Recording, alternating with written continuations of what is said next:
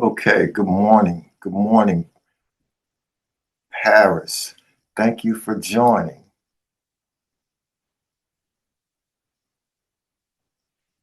And timely at that. So, this is about business structure. I guess until such time that others join, we can make this kind of personal if you'd like.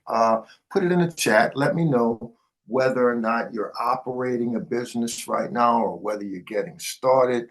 Uh, getting ready to launch a business, and what your industry is. If you'd like, you can turn your mic on. You don't have to turn your camera on if you don't want to.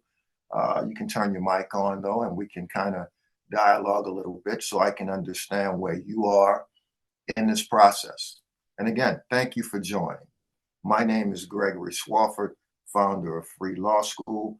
I practiced law and represented small business owners for over 30 years. And so that's what we're doing right now, making sure that business owners understand that business structure is not optional. It's an absolute must. Plan on starting a business. Okay. What industry are you planning on starting a business in? Because a lot of this is determined by what the industry is. All businesses don't carry the same risk. If we're talking about some of the things that are happening now online, obviously there's not a lot of equipment or investments involved in those things. So how those things get set up initially sometimes differs. So it helps. If I know a little bit about where you're going, I can help to guide you since we're in this kind of um, personal conversation here. Put it in a chat. And how did you find us? Put that in the chat as well. We're always interested in knowing how our outreach efforts are working. So put it in the chat. Let me know how you found Free Law School. And we'll start the conversation um, around business structure. Have you formed an LLC or anything yet?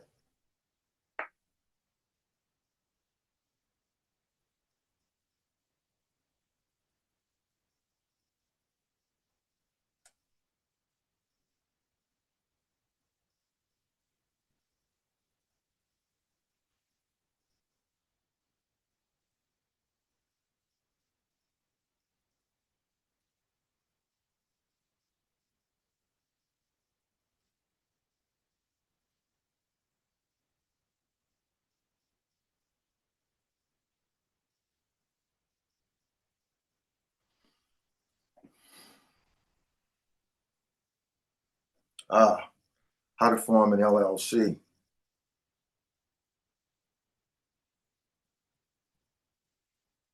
Government contracts. Okay. Okay. Want to form an LLC for government contracts. Okay. That's fine. Now, are you planning on the type of government contracts that you're going to form? And you can feel free to unmute your mic. Again, you can leave your camera off, but it might be a little better on the dialogue as opposed to just kind of waiting for the typing. But depending upon, some people do government contracting work and they sub a lot of the work out, so they don't have to have a lot of investment in equipment or anything like that. But obviously, you still, even if that's the method of operations, you still want your personal assets totally separate from any potential business liability, because even the people who subcontract the work out when they're doing government contracting, they remain responsible as the general contractor in the event something goes wrong. Someone gets hurt, non-delivery of services or goods, whatever it is. So the separation is very important. So one of the things that we talk about in these business structure conversations is how to separate yourself when you form the business. Many people believe that business structure happens automatically. It happens as soon as we form the LLC. You can see when you go to sites like the SBA website, they talk about forming an LLC, getting an EIN, opening a bank account. Well, that's very misleading because that is formation. That's not protection.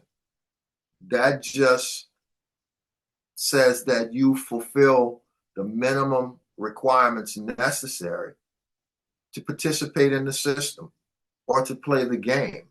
That's all it is.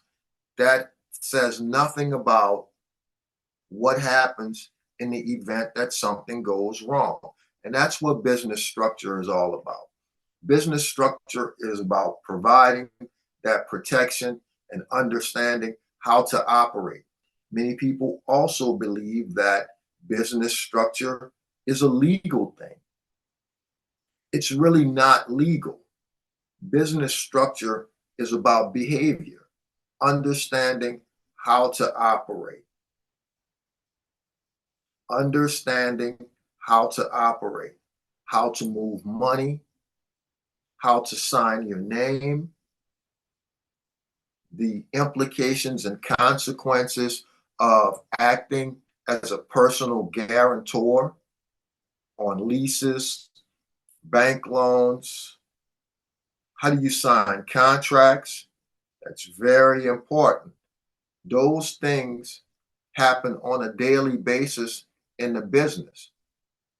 But when there are issues or confrontations or claims, those transactions become important because it is at that point that institutions like courts, banks, auditors, insurance company underwriters, then they look at that business activity to determine whether or not the business operates independently of the owner. Now, if we're talking about the court and that institution, whether or not the business operates independently of the owner becomes the center of all the discussions, because that's what determines whether or not the corporate shield is going to exist or be maintained.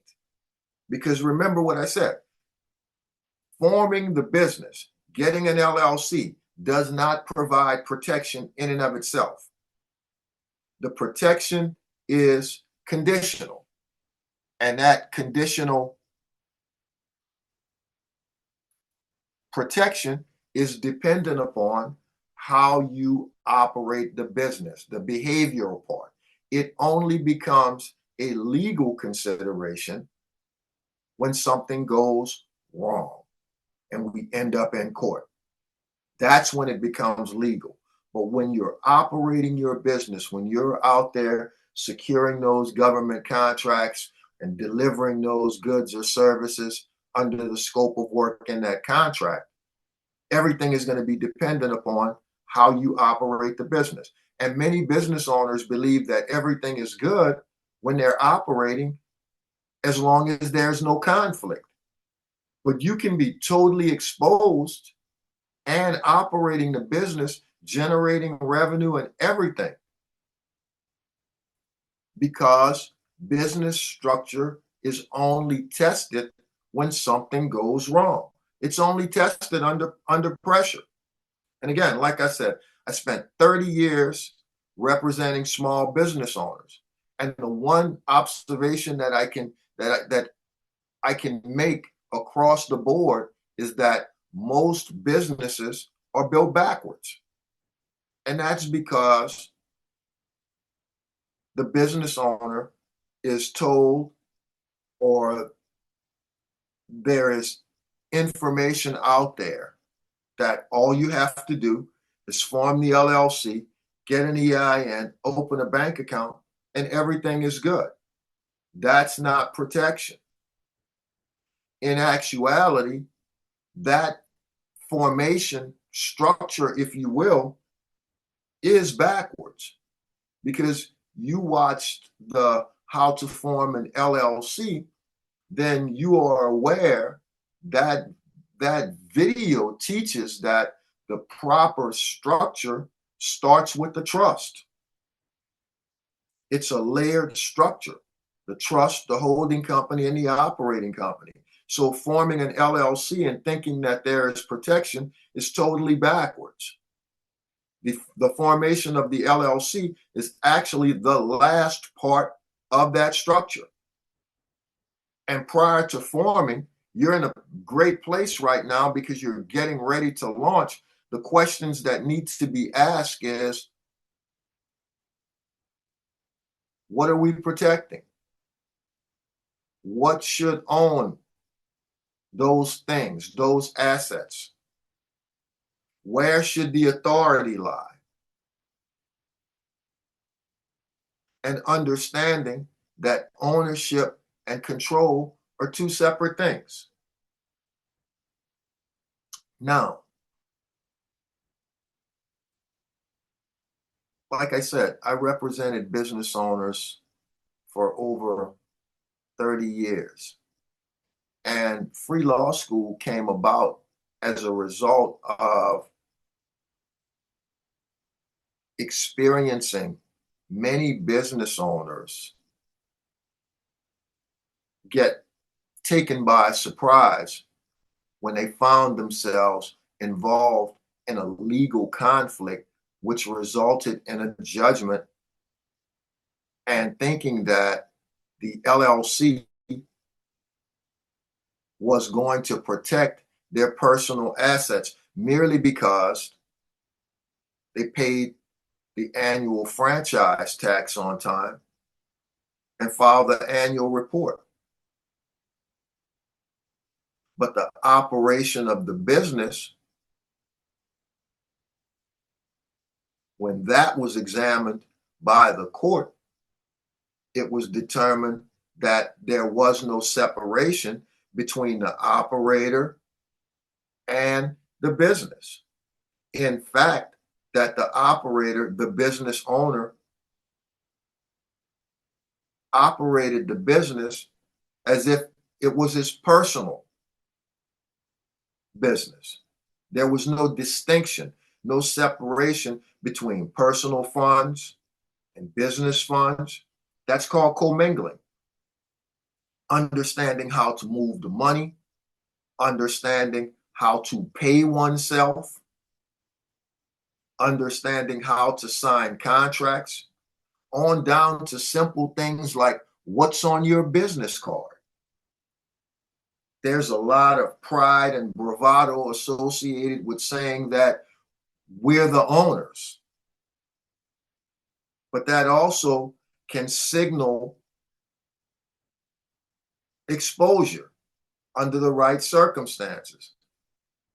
We all send out emails and we have a digital signature on the email. What does it say beneath your name? Or does it say anything beneath your name? All of those things matter, and all of those things are going to be picked up at some point. So with that observation, watching business owners be taken by surprise at the most disadvantageous time or inadvantageous time. Because at that point, it's too late. There's nothing that you can do at that point. You can't move assets. You can't undo transactions. You can't do any of that. So the purpose and the mission of Free Law School is to instruct entrepreneurs on that business behavior. What keeps the corporate shield intact? That's the purpose. And that's who the ProSePreneur is. You may be familiar, maybe you've heard the phrase pro se before, generally associated with someone who represents his or herself in court. Well, we're not talking about you acting as your own lawyer in court. The meaning of the word pro se or phrase pro se is for oneself. For oneself. And we know who the entrepreneur is. Person who works for his or herself, runs his or her own business. Your own boss.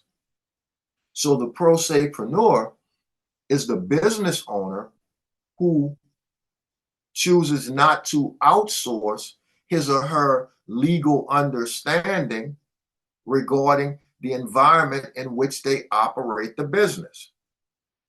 So understanding how to behave in the business, how to move money, how to sign contracts, the implications of acting as a guarantor on transactions for the business,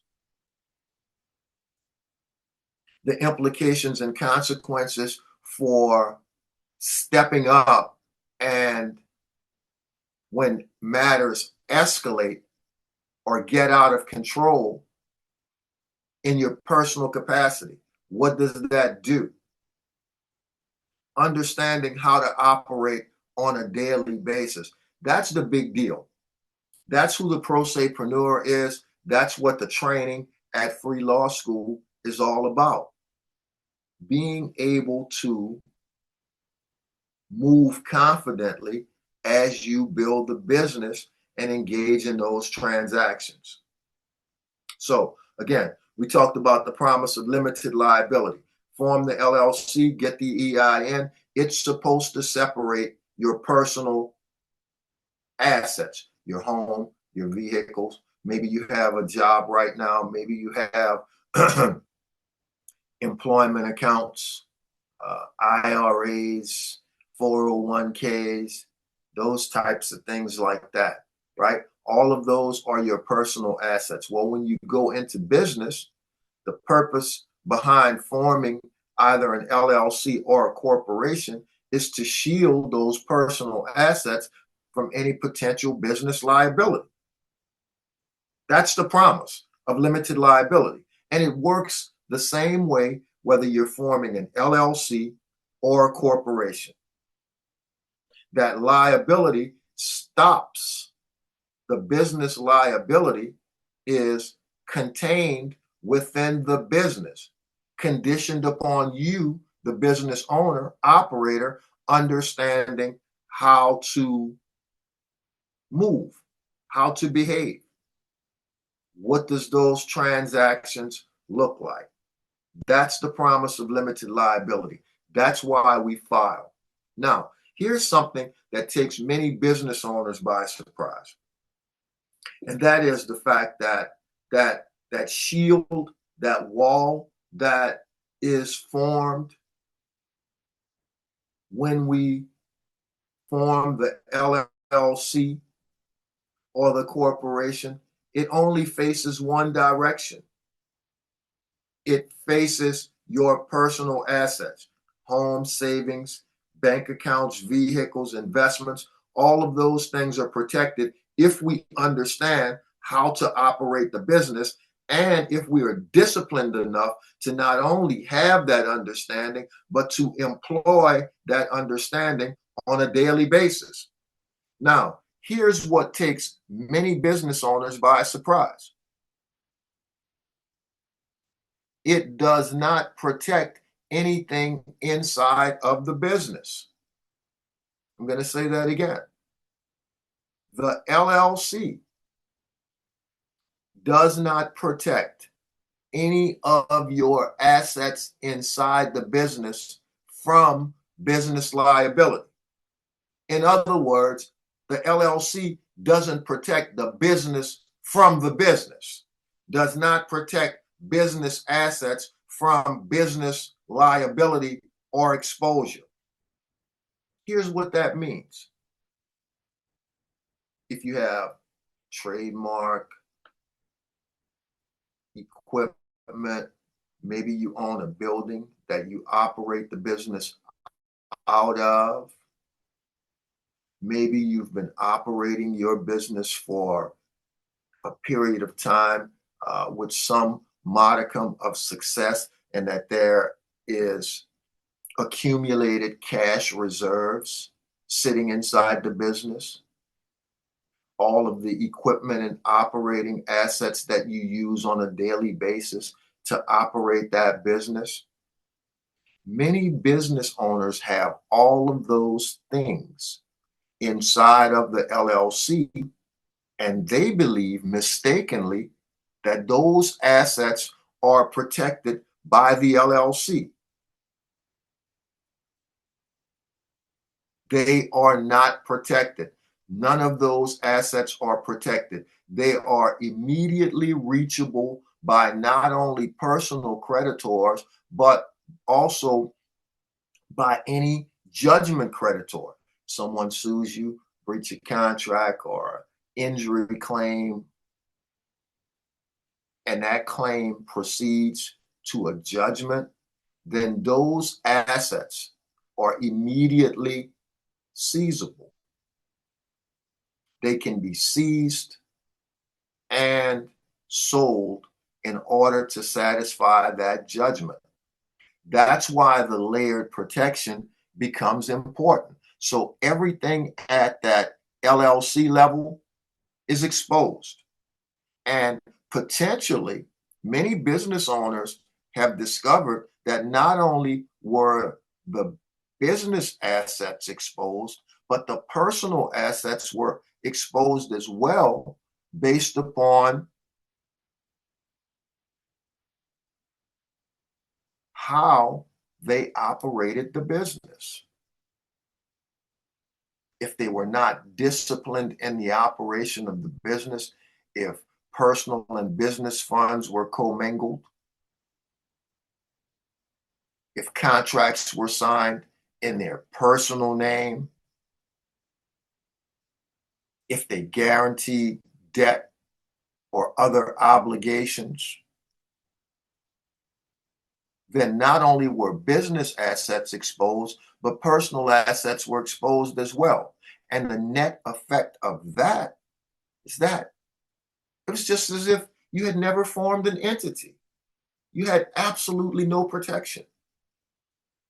Not only was your business life creating exposure, but your personal life was totally exposed as well. And again, you don't find this out until there is a conflict.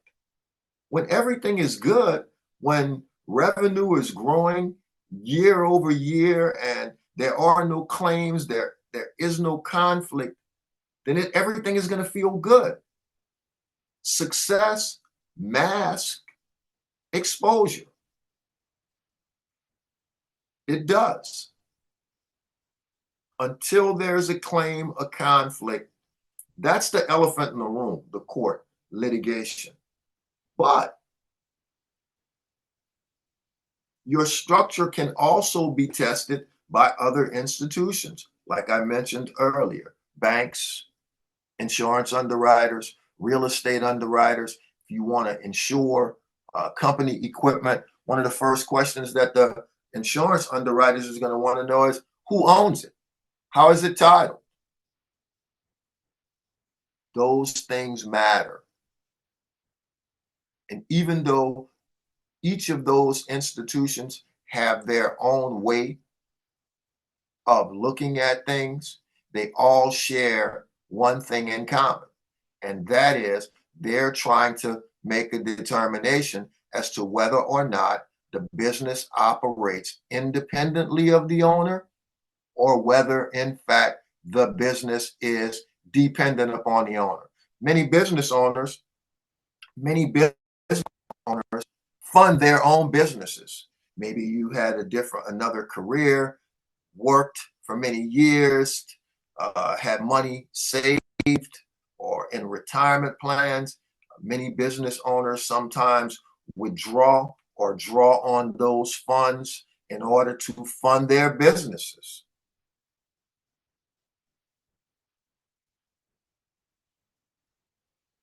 When the revenue is slow or non-existent in the operating company, that LLC, sometimes the operator injects personal funds into the business. Well, that sends a signal to the bank. That tells the bank that at this point, the business does not generate sufficient revenue on its own to be independent. That the business is actually dependent upon the owner. That may result in the bank asking for a personal guarantee, or it may affect the interest rate offered by the bank for that line of credit. The payment window, repayment window may become smaller, or in some instances, the bank may decide to not extend an offer of credit. So all of those things matter. Now, here's what happens. Here's what happens when that wall disappears and why it happens. We talked about commingling funds. That means that personal and business money in the same account, or business accounts are used to pay personal debts. That's called commingling. Undercapitalization means that the business was formed but had no real resources, can't pay its bills or its debts. If a claim arises, that is going to be a consideration in determining whether or not the business is actually separate from the owner, or whether the business was actually just a sham. And the liability should be imposed on the owner. Many business owners form the LLC because they've heard that the LLC is easier to maintain. You don't have to have meetings. You don't need minutes. You don't need documentation illustrating how decisions were made as it relates to operating the business. That's not true.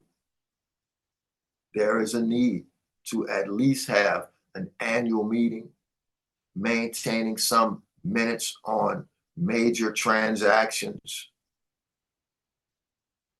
Even if we're talking about a single member LLC, and that is where you are the only member of that LLC.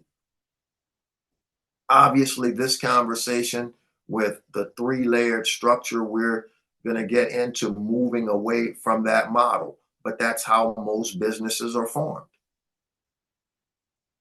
Form the LLC, and you put yourself down as the sole member of that LLC. That's called the single member LLC. And you still need to maintain the formalities associated with operating that LLC in the event that you find yourself in court. They're still going to want to know whether there was real separation. And that operating agreement, very important document, is your first line of defense. We'll talk about that document. Personal guarantees. Many business owners sign on behalf of the business. There's a lot of misinformation on social media. Get an LLC, get an EIN, and you are entitled to $250,000 in credit? Well, understand the implications of using your personal credit in order to secure business credit funding. When we act as a personal guarantor for funding on the business, and sometimes it's necessary, but understand that problems arise with that credit funding, the loan funding, that obligation. You will be personally responsible for that. There's no limited liability protection involved, because when you act as a personal guarantor, you waive the limited liability protection. I've seen it time and time again where business owners operate under the mistaken belief that you can personally guarantee a loan, and because you have an LLC, you're still protected in the event that that loan goes bad. You're not. It's going to follow you personally. And depending upon how you operate the business,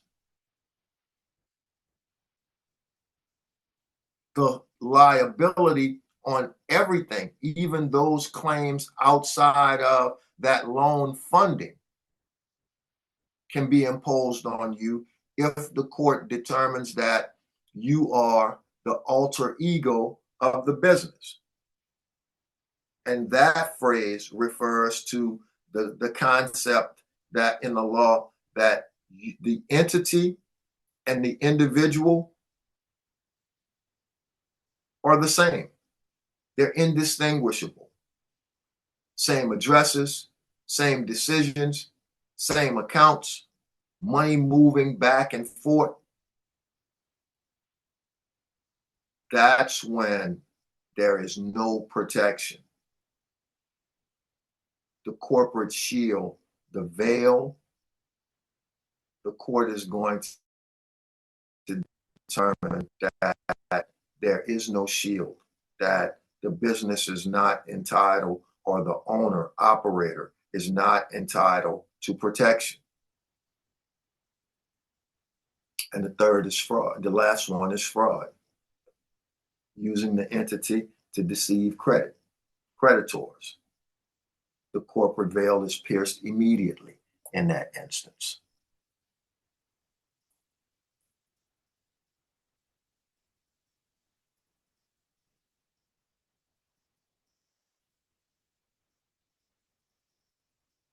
So here's what happens.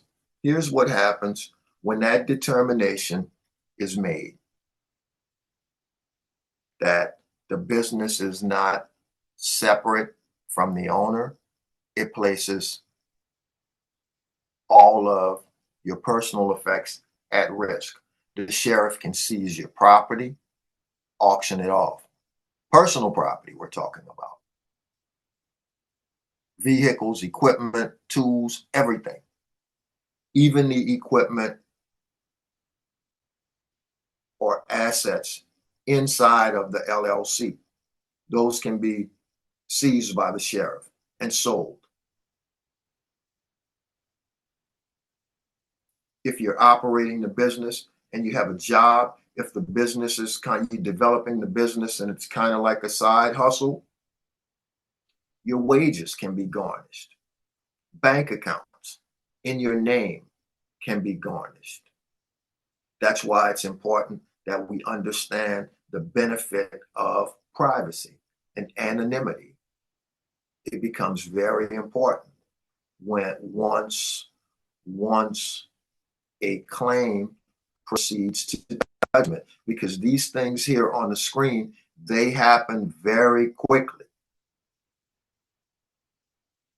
If there's a judgment rendered against you personally, and you personally own the LLC, the creditor can seize your interest in that LLC.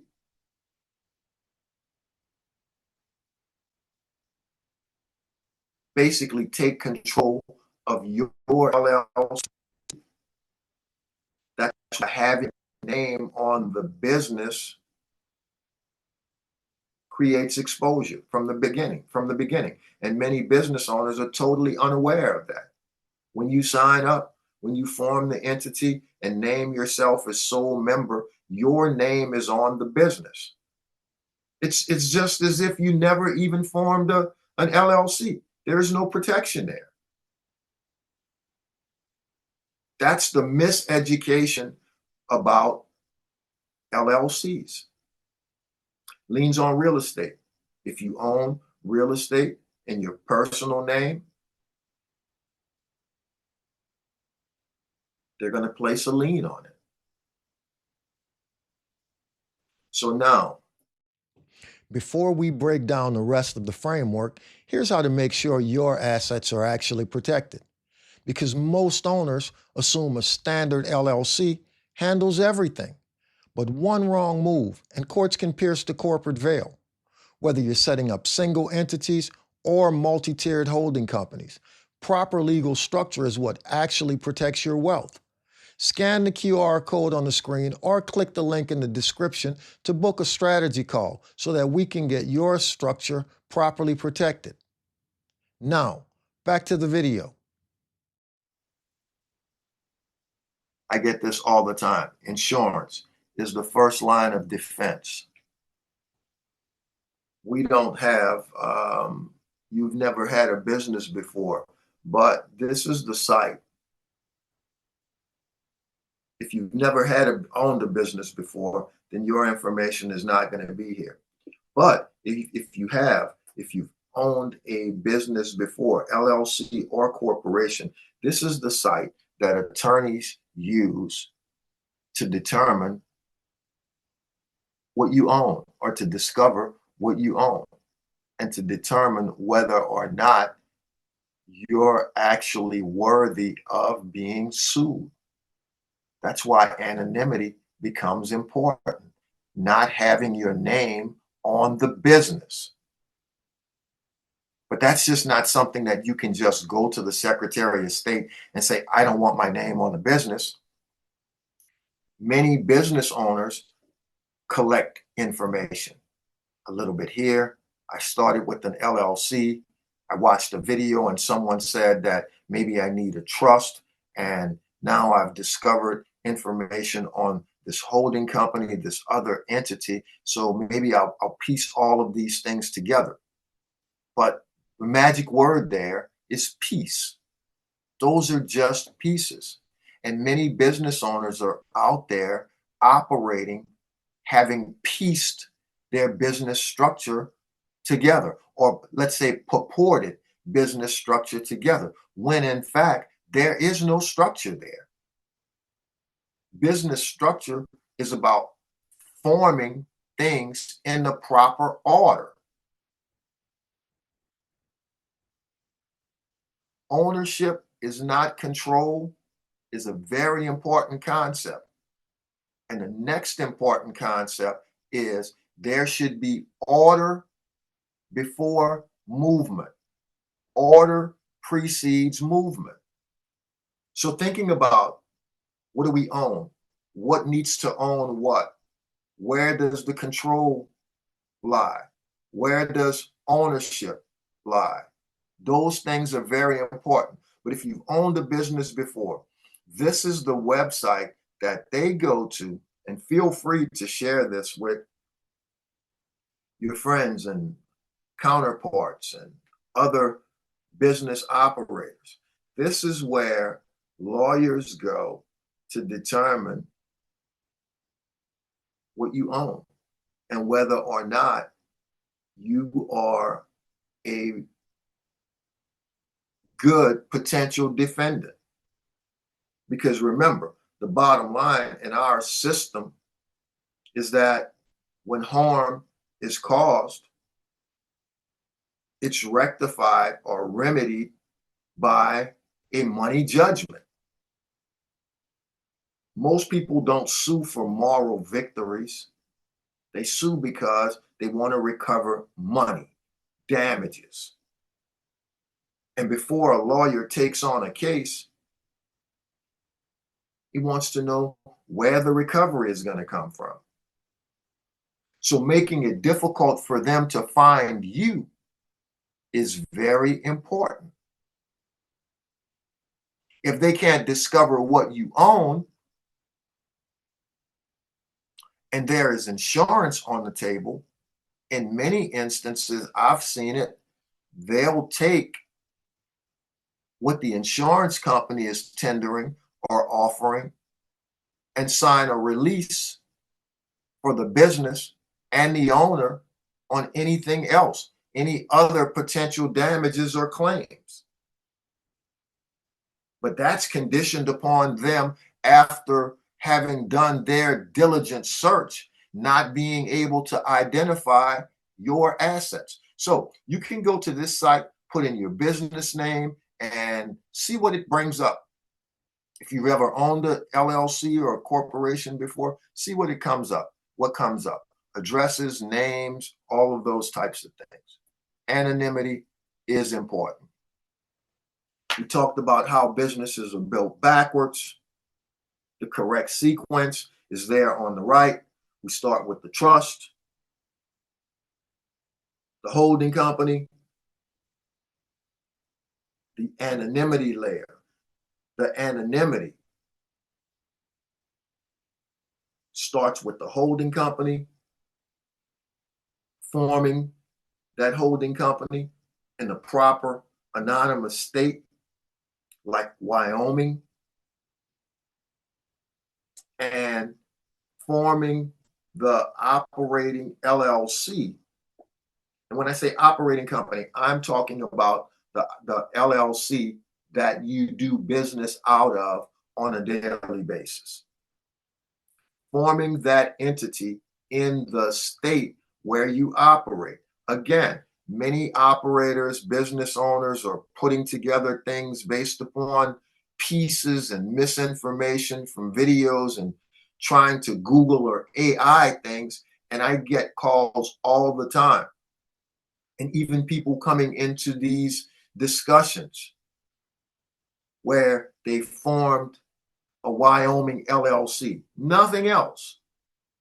They formed a Wyoming LLC, but doing business in Ohio. Well, there's no protection there. You did it all wrong. Because if you're operating in Ohio and you formed an LLC in Wyoming, you're operating illegally. Because you have to either form or register your Wyoming business in the state in which you operate. So if you form the LLC in Wyoming and you're now you have to incur the additional expense of registering that business as a foreign entity in the state of Ohio or whatever other state you operate in. And now there's annual administrative costs for both of those entities. But there's still exposure for any business assets that are owned.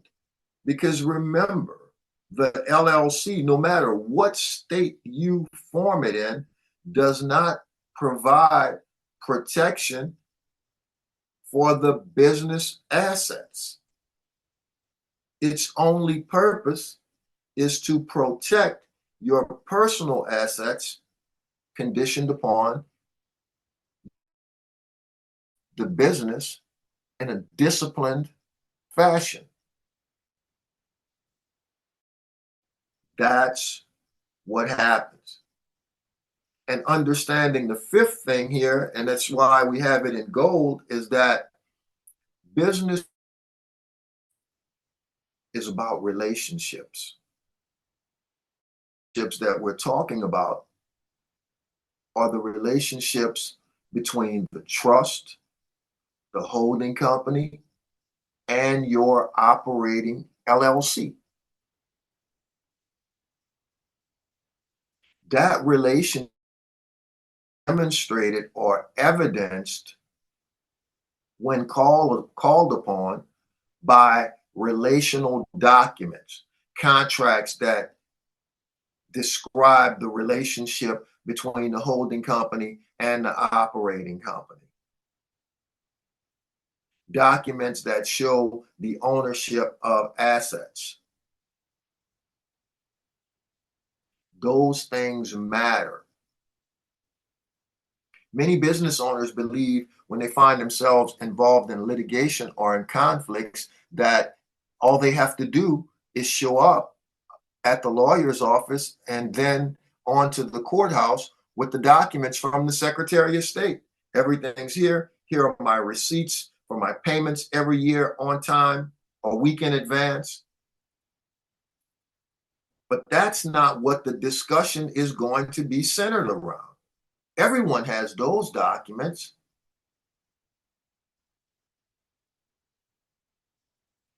The discussion will be centered around transactions and the documents that support those transactions. You loaned money to the business, and at some point you decided to get your money back out of the business, but there's no document trail. There are no capital contribution agreements. There are no loan agreements, nothing. You just decided one day that the business could fund the money back, those personal funds back. So you took it back. You withdrew the funds out of the business account. No documentation. Well, under examination, that's going to look like co-mingling.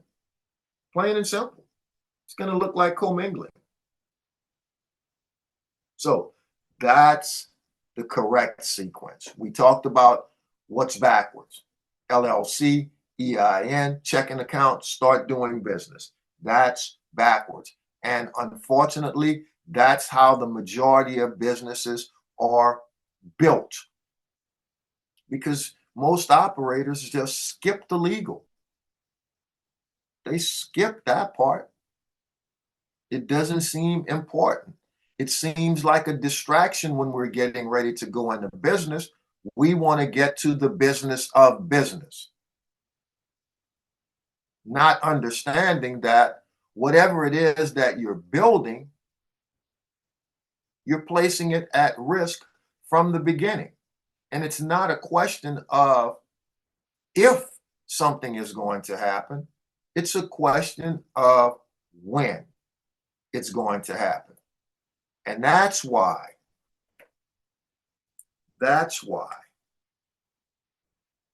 it becomes important if you're launching a business to structure it properly from the beginning. If you're operating a business right now, doesn't matter how long you've been operating. You can structure your business properly now. And I emphasize now in all caps. And that's because when the conflict arises, you get served with the lawsuit, or someone sends you a demand letter, or there is a credit default. Then it is too late to move assets around. It is too late to restructure at that point. That's why the structure has to be in place before any problems arise, conflicts, pressure events. If you try to move assets or restructure once any of those events take place, the courts are going to view that movement, those transactions, as fraudulent transfers. They're going to view it as fraudulent transfers. And the fraudulent transfers are basically unwinded by the court. Bring those assets back. And in many instances, you could face penalties, fines, credibility issues with the court if you're involved in litigation already. But if you're structured properly from the beginning, doesn't matter what the claim is. And if you understand how to operate the business, you're not just there with paperwork and receipts, then you're going to be protected. That's how it works. So we talk about the 3-layer system. And if you watched the video, How to Form an LLC, it walks you through this process. The revocable living trust or business trust in many instances owns 100% of your holding company. The purpose of the trust is that's how you keep your name off the business. The trust separates title, name, right? Title from beneficial ownership. Who stands to benefit from this trust? It separates those two. That's what's at the core of the discussion. Remember, I said a moment ago, ownership is not control. Ownership is not control. Many people confuse the two. Many people, operators, think that they must go together. They cannot be separated. So the trust owns 100% of the holding company. The holding company owns all of those valuable assets that are now sitting inside of that backwards built LLC, your intellectual property, cash reserves, real estate, equipment, all of those things sitting inside of your operating LLC. They are misplaced and exposed. Cash reserves, those things should be held and owned by the holding company. And last but not least, your operating home state LLC. That's the thing, that's the entity that you do business out of every day, public facing. That's where your contracts are, your customers, your employees. It carries the daily risk. The risk should be isolated inside of that operating LLC. It should not own anything of value. Operating expenses, money to pay the bills, that is it. That's the structure.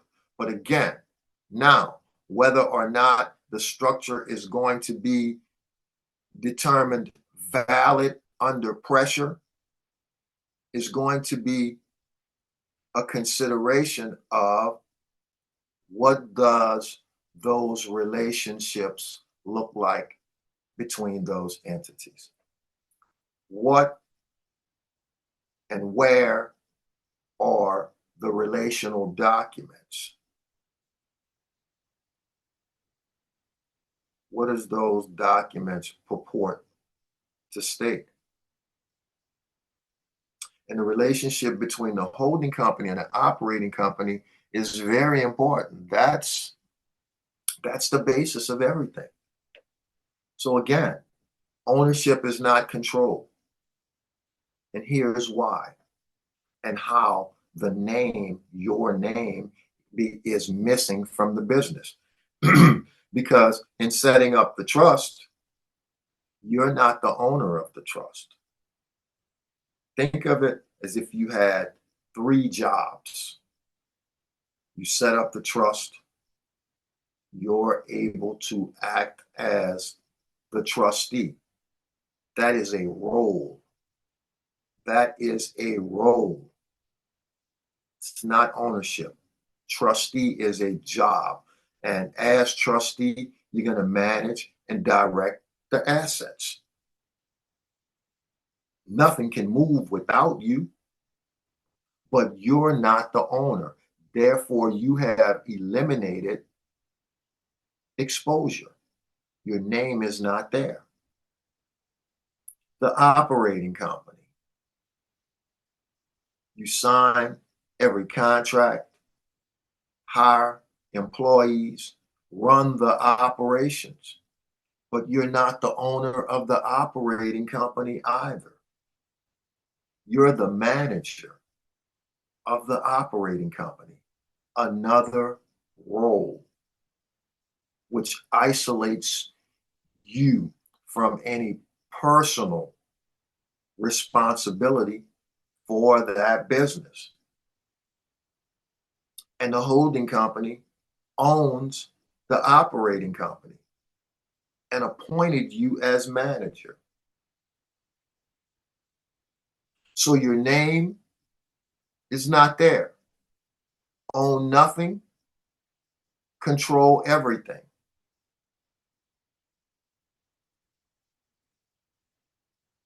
That's how that concept works. That's what it looks like to own nothing, yet control everything. 3 titles, 3 entities, 0 personal ownership exposure.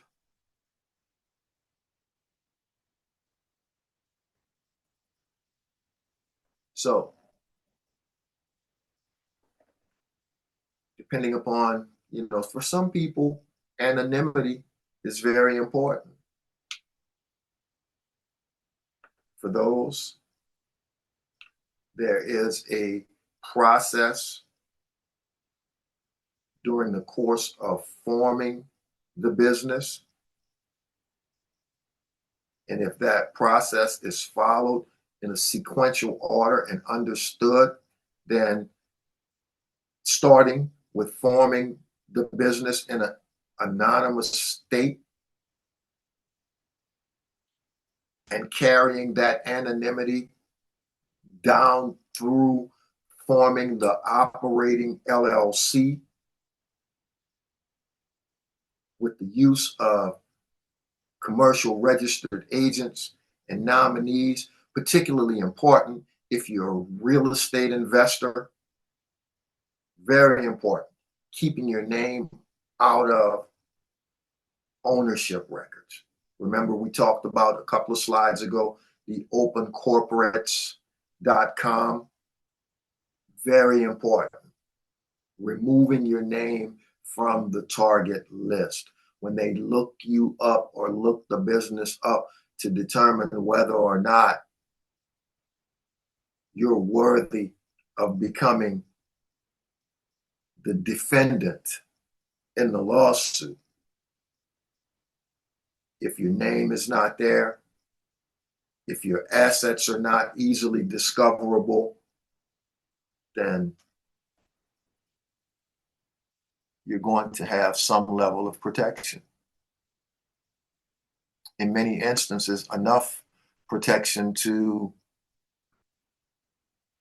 cause them to look elsewhere.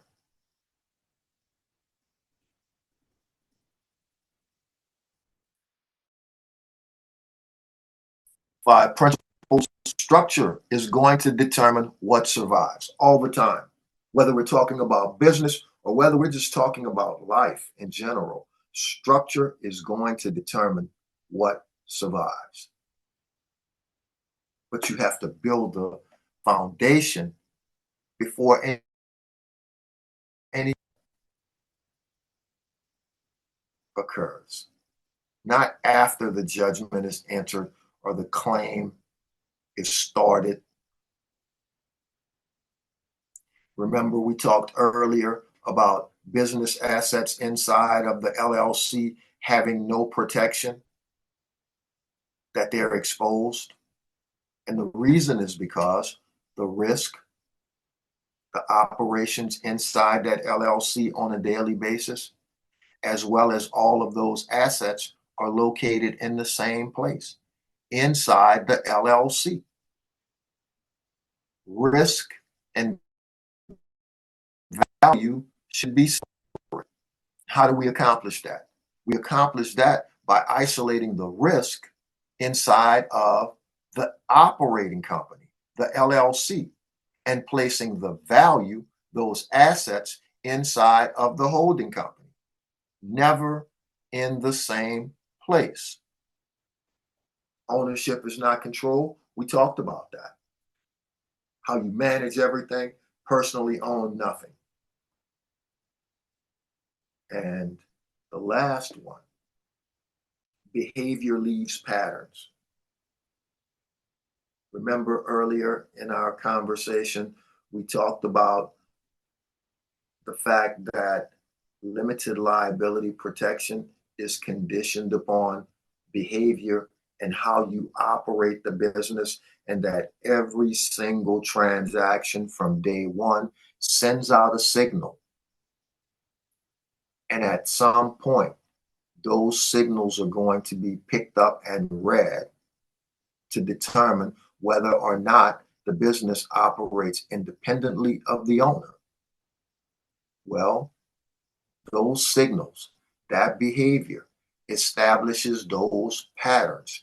And sometimes those patterns are created over years of business operation. But when the conflict arises or the pressure event arises, then courts are going to look at what you actually did. What does those transactions look like? Not the paperwork. And the paperwork that I'm talking about, not the paperwork, are those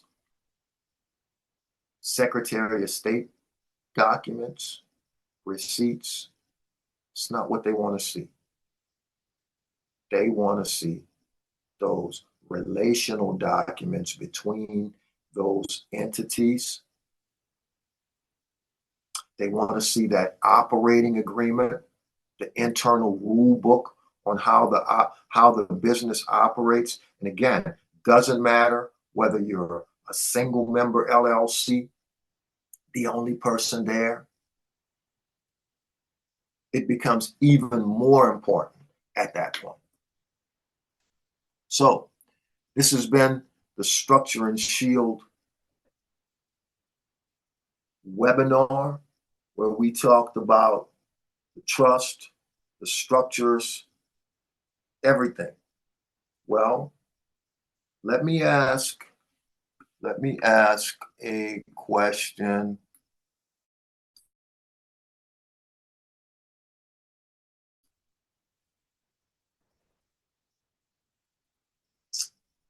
Let me ask Paris, is still there. Let me ask you a quote. Has any of this, Paris, helped to change the way that you thought about, or what you thought about LLCs? Let's have a conversation. Come on in. You can leave your camera off, but unmute yourself. Let's talk for a minute.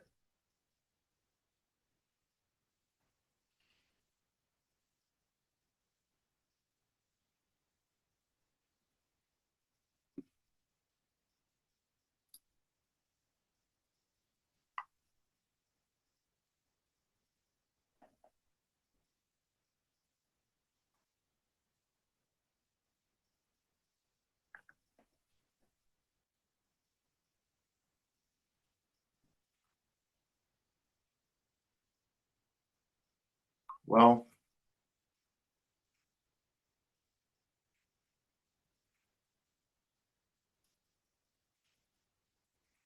that's all of those things are the things that we cover in the Structure and Shield.